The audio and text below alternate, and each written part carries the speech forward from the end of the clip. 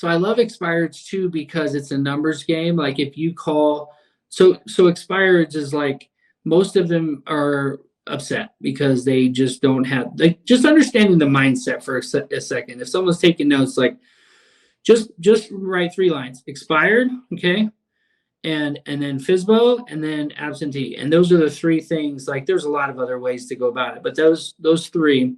If you want a listing today, an expired listing, call as many as you can, and it's like hitting the jackpot. It's like hitting the lottery. You're going to call one that's going to say, yeah, come out and list it. I was going to call and try to find another person, but most of them, just so you know, most of them are going to say, stop calling me. I don't ever want to hear from you.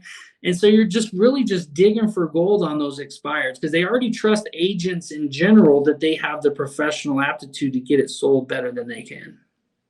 Right. It is a gold mine, I know. Yeah. Yeah. And then for sale by owners, Brandon, the king at this, I don't know.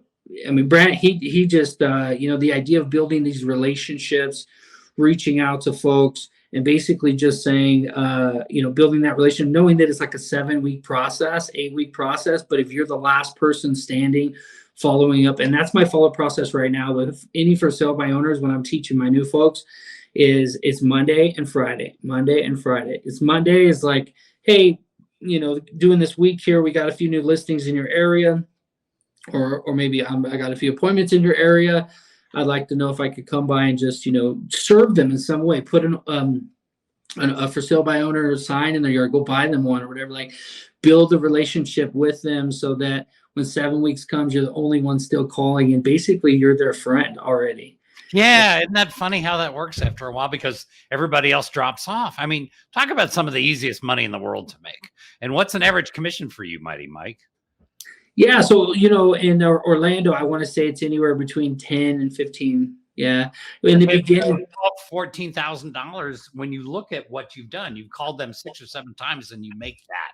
And obviously, you run this like a business because you're very systematic, not only with your database, but with the systematic approach with for sale by owners and expireds and everything else. So would it be fair to say the organization, the structure that you are applying is the big key to this? Because a lot of people in our industry fly by the seat of their pants. They go, well, I'm done with my buyer from Chicago.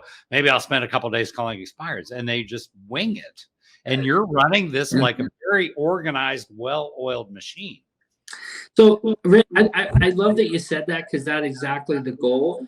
But I will say that, even you get pulled off.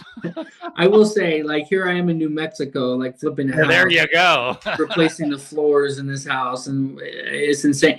So, but Mike, you list a bunch of property, then you go to New Mexico, you come back, and you've sold 3 or 4 too, right? Yeah, try that with a buyer. Yeah, exactly. Yeah, listings is definitely the way.